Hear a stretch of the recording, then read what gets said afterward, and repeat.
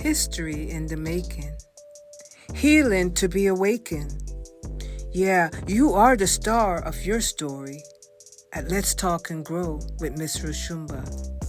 You know, my son is born on a Wednesday. Seen and felt because they are the largest group. And so my we got your back. No, we're not perfect. So now you know it's time to grow at Let's Talk and Grow with Ms Roshumba. Let the healing begin. Good day. Welcome to part 2 of The Sex Made the Man. With our guest today, Elder Elliot Fikes, the saxophone player. But he's much more than that, folks. You must listen to part 1. As I already introduced him, if you're skipping ahead, you're going to miss part 1 and the making of this great man. It's history in the making. Part 2 with the elder, Elliot Fikes. So we've already spoke about the fact he was born in Lynch County.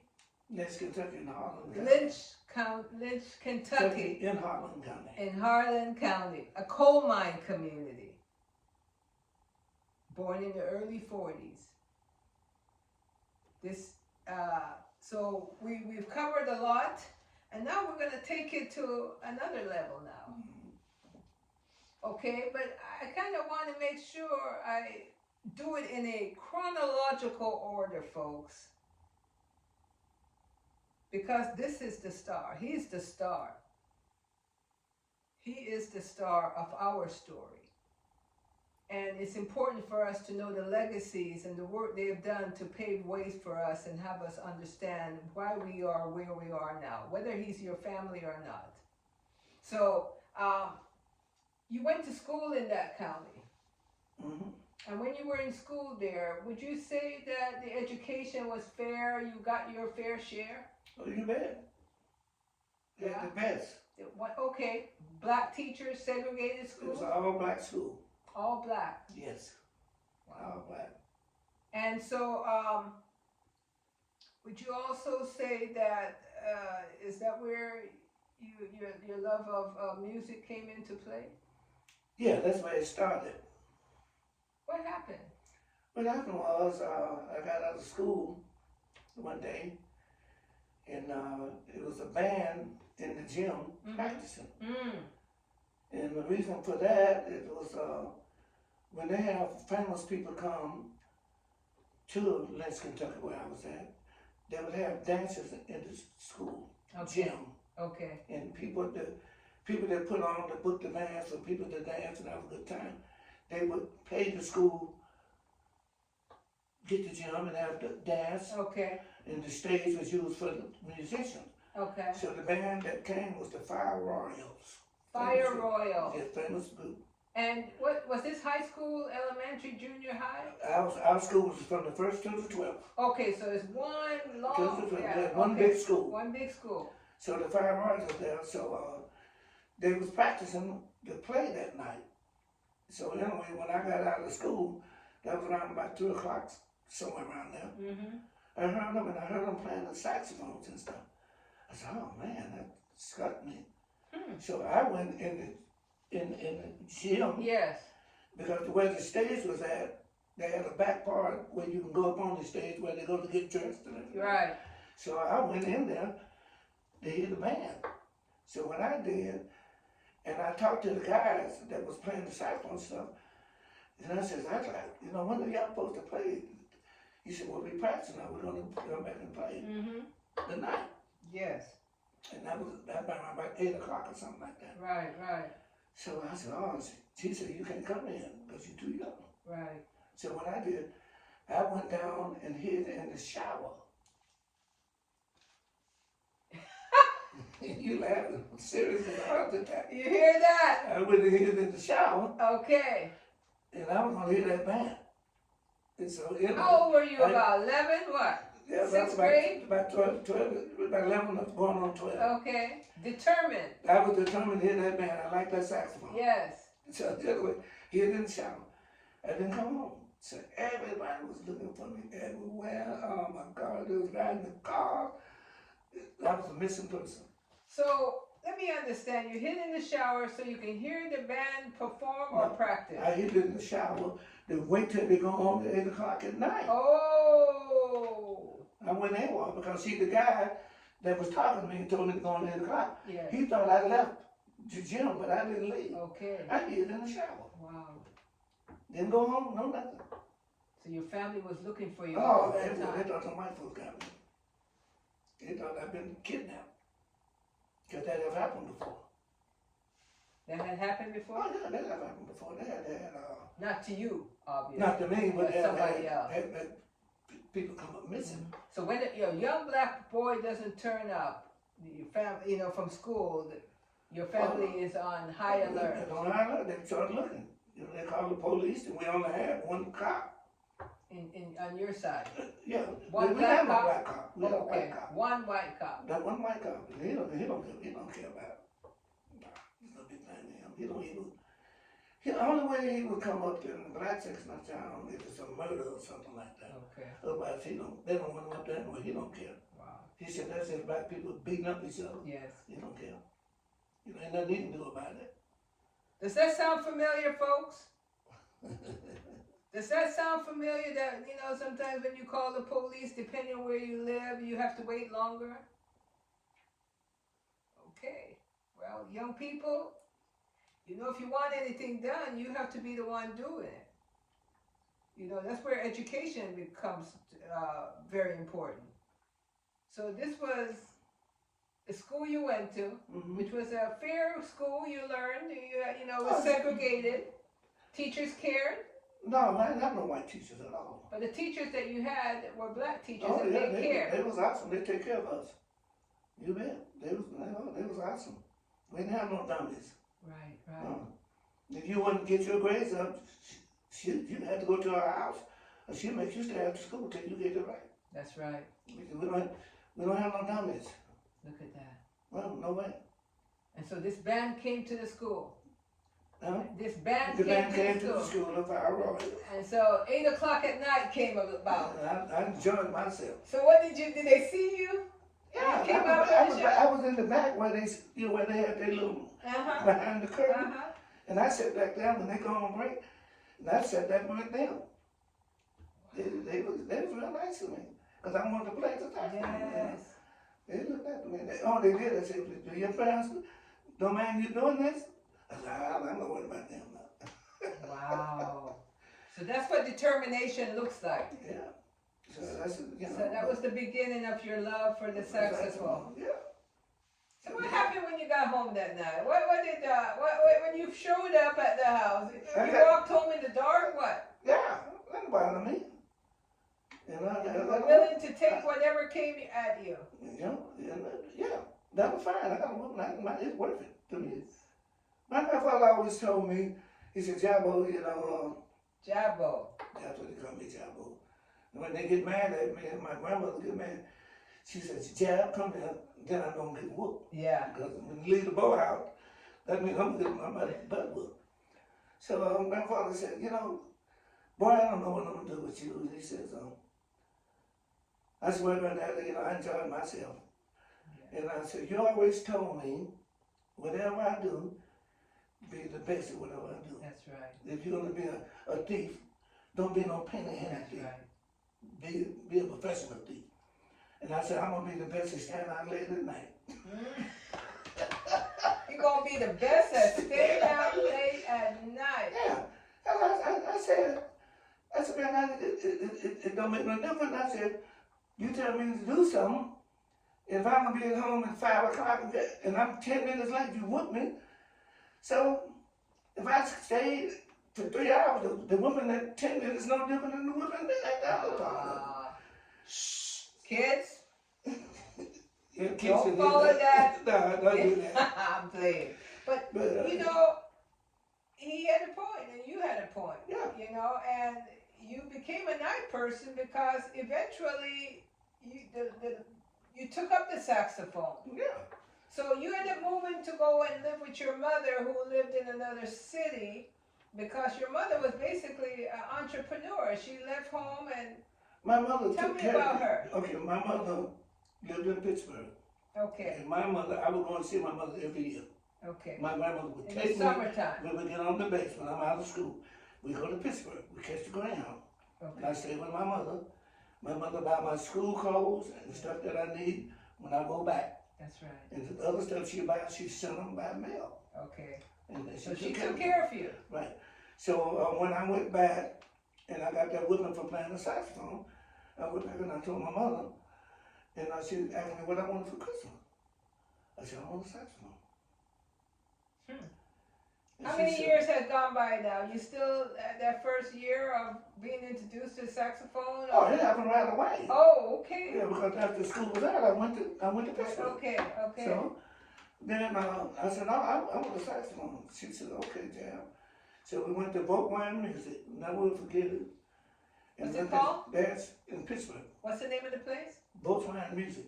Okay. They had saxophone like one end all the way down there. They had Wow. the beginners, intermediate, and professional. Okay. Beautiful saxophone. Wow. Because sax was big in the day. Yeah. Everybody had bands.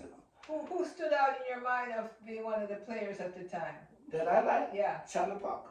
He played the saxophone. Yeah, he's the greatest. They call him the Bird. Okay. You look him up on YouTube. Charlie Parker. He's the best saxophone player ever lived. So that was your role model that you That was kind my of. role model. Okay. You know, I didn't know nothing about him, but Right, tell my at the uncle time. introduced me to him. So you picked out your saxophone. Yeah, I picked saxophone. The first one I picked out, they told me the price. I think that was like $1,500 or something. And my mother said, no. So she asked the music guy. He said, my mother said, what is the best saxophone to get for a kid, the beginners? So he told my mother that she needed to get the beginners. Because he said, it don't make sense to buy a $1,000 horn or something, because a lot of kids play them for 1 year and they don't want to play them. Right. And they just put them in the closet. But she didn't know that you were gonna. Yeah. So my mother told him, Job, I'll get you that one. Then when you get better, and you do good, I will get you the next one. Yes. And then we just graduate up. And that's what she did. And that's what she did. So when I left, I had to go back to go to school. So my mother, they shipped it on the train. Yes. They shipped it all the way from Pittsburgh to Lexington, Kentucky. Okay, so you didn't get to buy it and take it home with you then? No, I didn't. No, they shipped it. Okay. Because the one that was up there was a demo. Okay. So they So had they to didn't make have it. that one in stock. So they had to order it to get it. So they said, we'll ship it. That's right. And they shipped it to Hollywood. Ooh, I bet you couldn't wait till when it came. You I were was- checking the mail every day. I went and got in a little red wagon. They put that sax in my little red wagon and I got it. And I got that on. So tell me what happened when you got it now, and When I got it, I put no kids saw you outside after that. You were always in there. I After put that on. And one time I went somewhere to the store and I come back, I heard that horn and my cousin had got it. Man, I almost killed him. Whoa, Oh my God, it was bad. whoa, I said, don't do never touch wow. That's my horn. So, Did you go to learn it? Did you go to lessons to learn it, or were you no, self-taught? but I didn't have nobody to give me lessons at that time. There was nobody to give me no lesson. So I pretty much taught myself. I was teaching myself, and then by listening to school, music? we had a band in school, but they was just a band leaders that would show you a little bit about the play, but they don't all play every horn. Right. The music directors don't play every instrument. Okay. They can show you the beginning Right. or give you some ideas. Right. You know. So I got a few ideas, and then there was one white man that played clarinet. He gave me some bonus. You know, so I ended up teaching myself pretty much. And I would listen to the record. And I put the record on and listen to Bill Doggett and the black music, and not no Three Blind Mice and nothing like that. And I would listen to the Charlie Parker. Yeah, and stuff like that. But at first I didn't know who Charlie Parker was. Okay, gotcha. So in a way, I just started listening to the radio, and I was trying to pick up and hit and keep getting it, and I got good at it. Folks, when it's for you, you gotta know what to do. You gotta get it. And most of all the black kids, brought up the old band, Yes. they taught themselves. They was home taught. They couldn't read music. Most of the old black people Yes. back in my time, Yeah. most of them couldn't read music. Right. They played by ear. By ear. Using the number system. That's another reminder of how great we are. Because, you see, that was the time that most of, maybe even Charlie Parker and all of them, that was by ear. He could read music neither. Exactly. No. Charlie Parker was self-taught. Self-taught. He's the greatest saxophone that ever lived. And Coltrane? Coltrane was a different thing. Coltrane was after Charlie Parker. Okay. Now Coltrane, I don't know. I think he was I think he had some knowledge because he was from Philadelphia. Okay. So I think that was different than being in the South. Mm-hmm. Because Philadelphia, New York, that was a little bit different than living in the hills of Kentucky. Yes. That's a City versus the country. Because Gotcha. back then, and them, they went to school with the white. Yes. But in the South, that's what it's segregated. Yes. But New York was different. Gotcha. You know. So you taught yourself, you zeroed Yeah, in. then when I went to Pittsburgh, my mother said, "Jam, I want you to take You some went there to live I went to live with your mother, with my mother full time now. full time. And you're about how old? About 15, Yeah, 16? about 15 years. I ended up and I had some bad luck, so I had to leave. What kind of bad luck you had? Tell me what your bad luck is. 'Cause I know it wasn't around the saxophone. No, it was I got a young lady pregnant, Okay. so I had to get out of Dodge. Had to get out of Dodge. Yeah, so I ran away. Okay. And I went to Pittsburgh. My mother didn't even know I was coming. So I just showed up. She said, "What are you doing here?" I said, "Well, I had to leave." I said, "That's a bad luck." So this is your first time living with your mom. Yeah, How was that? it was tough. Okay. My mother was different. And she was actually very young. So, And she left and she got married. Now she married my brothers. Okay. So she was married at the time you came to live with her No, still? she was married, but they weren't living together. Okay. My mother couldn't live with no man. Okay. She owned a beauty shop. Okay. She was an And entrepreneur. she said, "Well, you're gonna go to school." Yeah. She said, "You're gonna go to school and get your education. So- and then once you get out of school, I'm gonna send you to college." Okay. So you You were get- still going to school.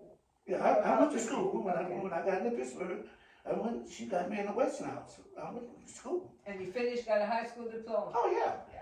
And then she went to Coppers in Pittsburgh and bought me clothes, nice clothes. I was clean. I was sharp. Handsome man too, because you're a handsome man now. I can imagine. You know. I was about 6 feet and weighed 160 pounds, 29 in the waist. Wow. Oh man. Wow. And you knew you looked good. I don't know, but The girls reminded you. Let's put it that way. I look up like that. And then when they started playing the saxophone, that even made it greater. So See, back in the 20s, back in the 30s, they outlawed the saxophone because they said it was messing women's mind up. huh? Oh yeah, that's true history. They outlawed the saxophone because of what? Because it was making It doing something to pulls- women. It was like taking Like back a or something. drug that pulled them in. Oh yeah, women love saxophone playing. And you didn't, well, obviously you didn't choose it knowing that, but later on when you found out, you realized. Oh my God, that saxophone got me in a lot of trouble. Wow. And so you end up meeting groups that you end up being. Well, what Tell us how that happened was, I started taking lessons from Mr. Marcone. I never forget it. Mm-hmm. And then I started playing in the band at school. So we would play marches, dun, dun, dun, dun, dun, dun, and I would jazz, dun, dun, dun, dun, dun, dun, dun. It's no, you can't jazz up the march. So I would take the music and I would play around with it and jam on it to make it sound Yeah, like take jazz it to right. the next level. Ad lib they call it. So Mr. Montgomery said, Elliot, I'm going to take and put you in the jazz band. They had a, This is at the high school. yeah, You they still had in a school. jazz band. Wow. So he put me in it called the Cadets. So was it still a segregated school going on now? No, or in just Pittsburgh it was white. integrated? It was white Okay, and black. okay. Yeah, it was white and black. Integrated, yeah. So that's in Pittsburgh. So anyway, he put me in the jazz band. So anyway, I was practicing on some jazz and stuff that I was learning. I was learning some Fats Domino. I was just learning different stuff. Yes. That turns me on. You know? Right. So anyway, this guy came by to pick up another musician across the street. I think he must have been about 25. Mm.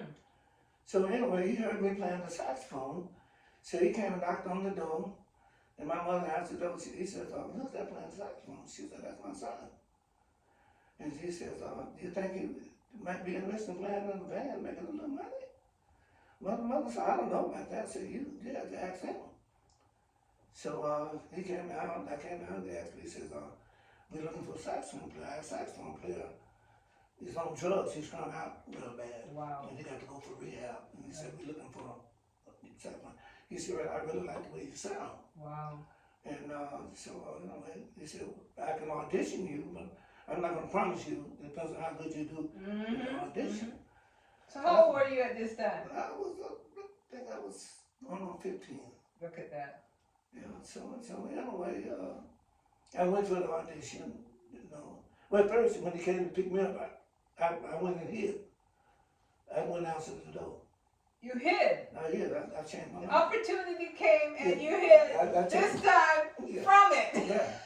I said, Because no. before, remember, he hid to watch it. Now he hid because he was like, the moment was occurring for you. What was happening? What made you? Well, I was just stage fright. I didn't want to do that. You were shy. I was shy.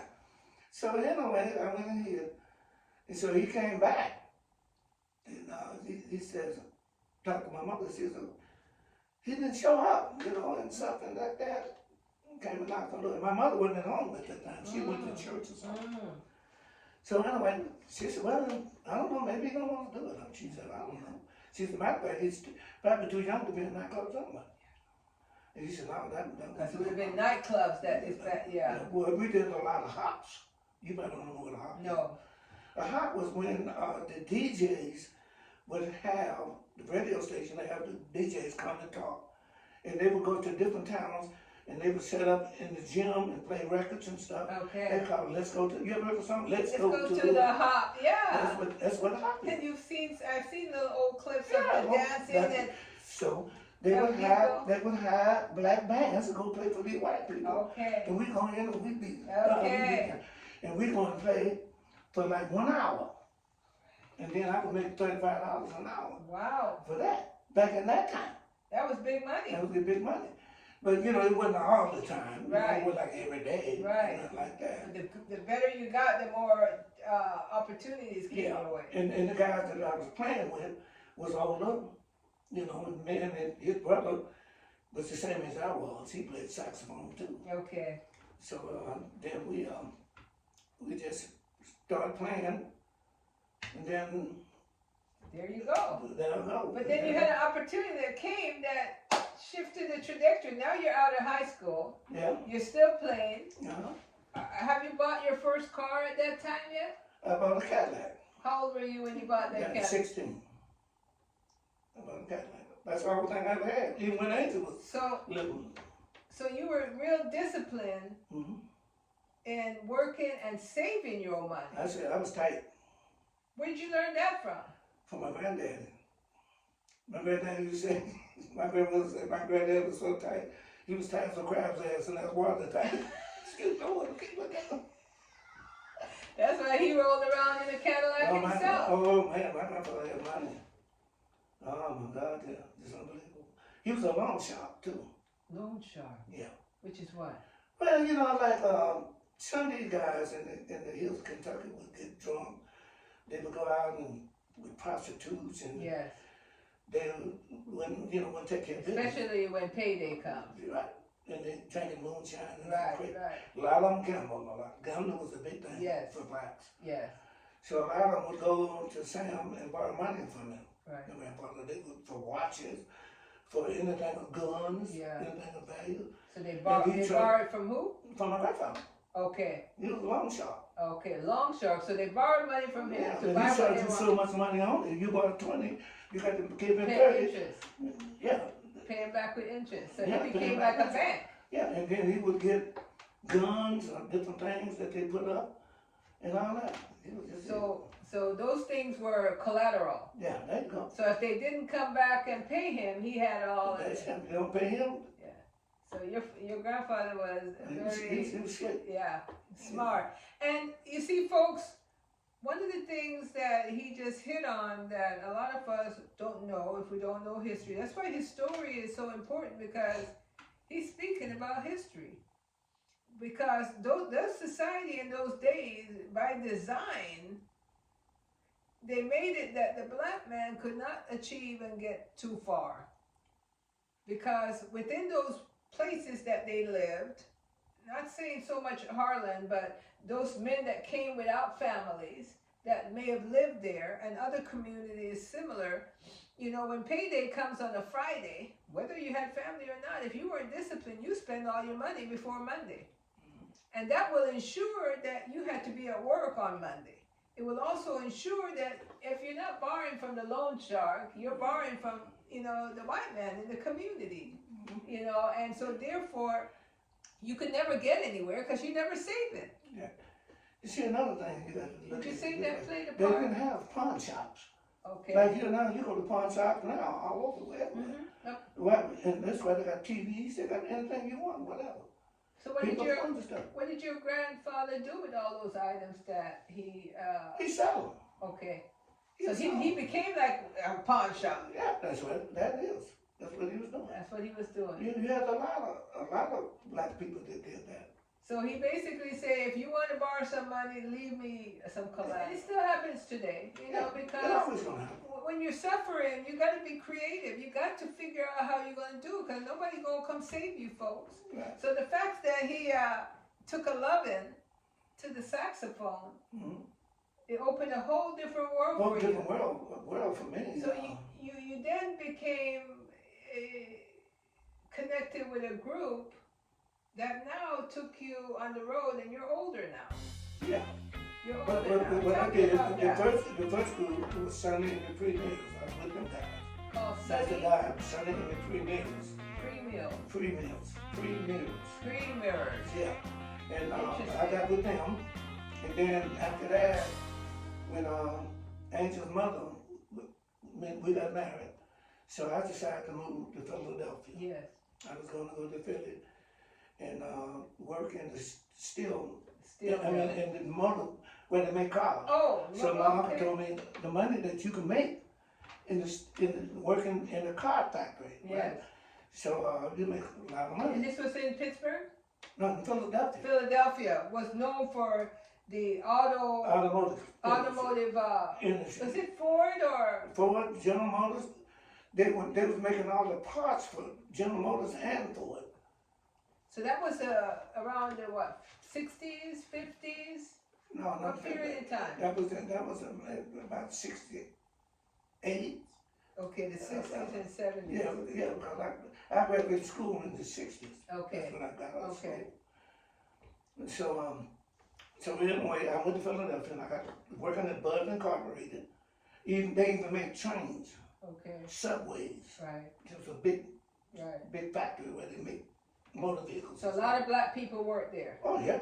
That's what made black people stronger in the family and be able to buy homes. Well, and Philadelphia was different than Kentucky because it was segregated in Kentucky. Philadelphia was integrated. Yeah. The white, it was just Everybody, all cultures. Right. You didn't have to sit on the back of the bus and do all that. Right. So you was free, Yeah. And then when you worked in automotive and stuff, you went to school with the white Yeah. and all that. And so I worked there. So integration was happening already. Oh yeah, during big that time, Right. big time. When, There's a shift going on in this country. Yeah. And so anyway, my uncle told me, he says, you think you can play that on, And I told him, I said, I can hold my own. Because he lived in Philadelphia. So he had gave me about 40 albums and a hi-fi. He told me he come on a vacation and said, play that on the saxophone. That's what you need to play. And that's what I learned. This is an uncle on your father's side. Your father's brother? Or? That was my mother's brother. Oh, your mother's brother. Okay, but that's right. That makes sense. Yeah, that was my uncle. Yeah. My Uncle Ham. So he gave me that stuff when he come to visit from Philadelphia. Okay. He said, Jabbo, that's what you need to play. Yeah. And the Charlie Parker, James Moody, Dizzy Gillespie, and all that. That's what. And you mastered them. Yeah. Look at that. And then I would listen to James Brown and all the Fatback, the blues and all that. So anyway, and still working days. Oh yeah. Okay. Yeah, I always work. Even when Angel tell you, I always work. And folks, we mentioned the name Angel. Angel is his second child. He had 3 girls. Angel is the second child. And that's one of my friends that we go back to when we were 19 and 20. So it's one of my oldest friends. So I'm very honored to be getting the story of her family through her father. It's very powerful. So I just wanted you to zero in on that. So anyway, my uncle said he took me to the club. Okay. For me to sit in and have a jam night. Jam night. The way that people come and sit in. So anyway, I waited for my turn, and I got up and blew. This was your first time really getting on there? No, I haven't played in the club in Pittsburgh. Okay. No. But what made this unique? What made it unique that my uncle took me to the club. Okay. And I was going to get with the band either way it goes. Okay. But he just made it better for me to go to sit in. All right. And so I went and sat in. So the bass player in the band said, hey, man. He said, you playing with the band? Or? I said, no, man, I'm from Pittsburgh. And I'm just here, and I'm working at the car industry, trying to make me some money. That's right. And then I'm going to try to hitch up with the band, you know. He said, well, I'm going back to New York. We get ready to go on the road. And he says, we need a sax man. Our saxophone player jumped out. He was on drugs and stuff. He said, we need a horn player, man. He said, I can't promise you nothing. But he says, I'd like for you to come and audition. So they sent for me and everything. Sent me the money and all that. So I go to New York. Look at that. And I auditioned for the man. And I got the gig. So then I was going to get ready to go on the road. And so I went to the hotel. And I said, oh man, I don't know about this. Because Angel was a little girl. Yes. And my mom was there. Yeah. I said, I don't know about this, man. I said, Pat's gonna have a fit. And I had my job that I was doing. Angel and mom was staying with my uncle. Yes. I said, oh man, so I said, no, I don't know. So Alan Lynch, the white man that owns the group, he had contracts with everybody. Right. I said, man, I don't know. I said, how much I'm gonna be making? He said, well, it can vary and stuff. I said, well, I can't do that. I said, I got to know what's that. I got a baby, I got a Family. I got a family. I can't go on no guess what, and don't know what I'm making or bringing home. So anyway, he thought about it. But to make a long story short, he said, well, what I'll do is, I'll guarantee you 150 a week. Was that good? That was good for me, because that when we didn't have a gig or something go wrong, the other guys don't get paid. I get paid either way. So you were getting paid either way. But when they went out and made the gigs, they made more money than me, because I was getting 150. Right. So I would have to get money on top of the 150. Gotcha. You see what I'm saying? Right. But when we weren't playing and didn't have a gig, You still get checks paid. in the mail. That's right. So so that shifted the trajectory of your life then, and you started making a steady money on the side, but you had your day job going. Right. You had a wife and a child. Right. And Now, let me tell you this. I quit the job in Philadelphia because I was working for the motor thing. Okay. So when I got the gig in New York with the band, I told Pat, I said, Pat, I'm going to go ahead and go with this. I'm going to go on the road. She don't want me playing music anyway. So I said, well, I got to do what I got to do. Yeah. I talked to my mother about it. She told me what I should do. And she said, Jabba, God gave you a gift. And I bought you a saxophone. You can do what you want to do, but you don't, you shouldn't give your horn up for nobody. Yeah. That's not a sin. That's not, she met you playing that saxophone. Yeah. And she said, well, it's so something. you were at a crossroad there to Yeah, choose a a woman or your sax. Right. So I told Pat, I said, Pat, well, I'm gonna go. I'm gonna you. So when we was playing in New York, I sent for Pat and Angel to come to New York. And they came and they stayed with my cousin, living. So I rented an apartment in Canarsie, Brooklyn, for Angel and her mom. And it was really rough back in the day, like in Harlem, where all the black people lived. It was just bad. Yeah. What I did was, I went and I told Analyst, the guy the white guy, he was a Jewish man. Jews got money back then. Of course, they still do now. Yeah, so anyway, I told him, I said, my wife, and I think he gave me like $500 or something. He said, I'm gonna give this to you, man, because we really need you. And you love your family, and that's where you should be. Yeah. So I said, I'm moving them from there, Pittsburgh, to New York. So he told me about this place where these Puerto Ricans live. Okay. He said Puerto Ricans are very united. Yes. And they're very protective of their home. So he knew a Puerto Rican man they was musicians too. So he was managing them too. Okay. So he says, what I'm gonna do, I'm gonna move you in over there with them. And the Puerto Rican lady that runs the whole area, because it was segregated. The Puerto Ricans live here, the Jew people live here, the Italians live here. Right. And so Angel and Pat lived over there with them. With the Puerto Ricans? Yeah. Okay. And they took care of everything. They took care of no problem at all. Okay.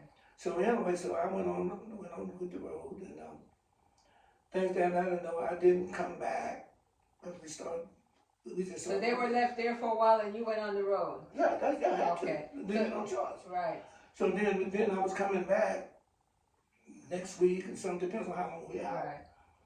And so I Became come hard back for one her. day, Pat and Angel was gone. Okay. They went back to Pittsburgh. Okay. So folks, I'm pausing him right now because again, this is the evolution and the journey of leaving the South, leaving the country, and trying to find your way in this society. So, Black people, African American people, have often had to choose between making a living and caring for their family. And so your wife and your children, your child, moved back home to their family. Went back home to the family. And because what happened, I was supposed to go back. I was trying to come back every week, much as I can. Yeah. So after that, we went on a world tour. So you were married to her? Oh yeah, we was married. You were married? I was always married to Angela's mom. Okay. But I was a musician when I met her. Yeah. Because Pat's brother was a musician. That's where I met Pat. So her brother? Yeah, and Frankie, he's a musician like me. That's right. That's where we met. So anyway, she went back. She says, I'm going back. Because I was out on the road.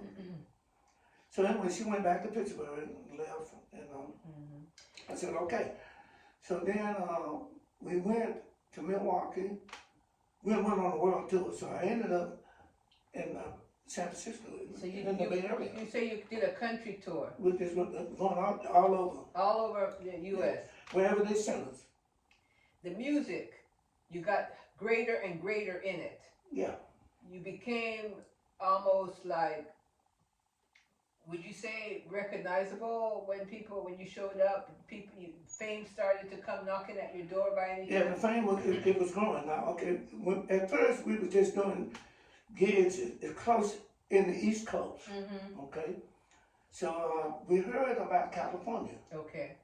California was like a gold rush. Yes. It was more money. Yeah. Okay. So like okay, for example, back there in New York, I was probably making not less than $150 because I was guaranteed that. Right. So I usually would end up making like $200 or $250. So when I went to California, you get $500-600.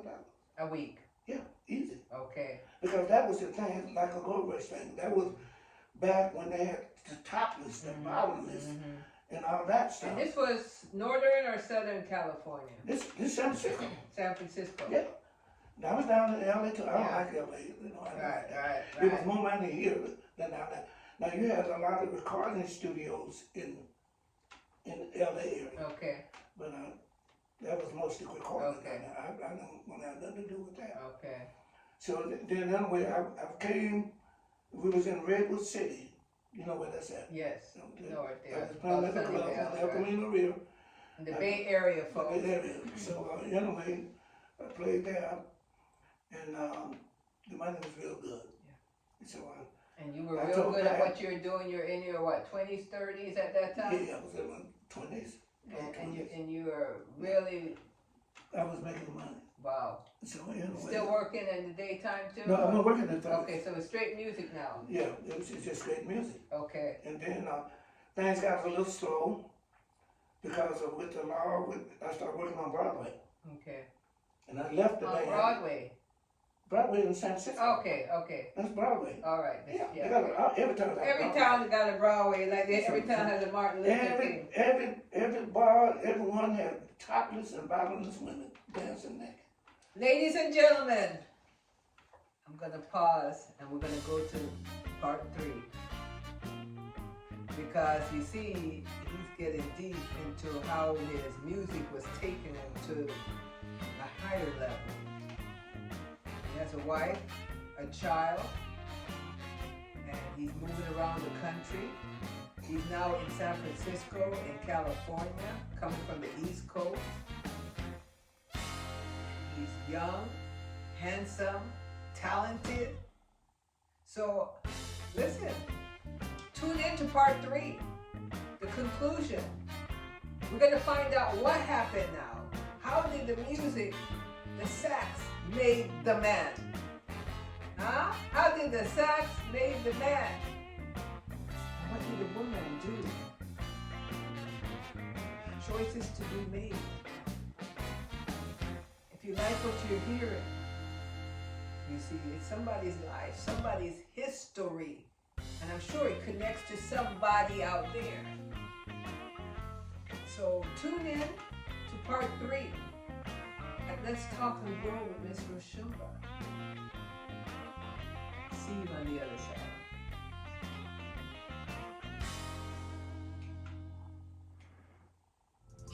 So now you know it's time to grow at Let's Talk and Grow with Ms Roshumba. Let the healing begin.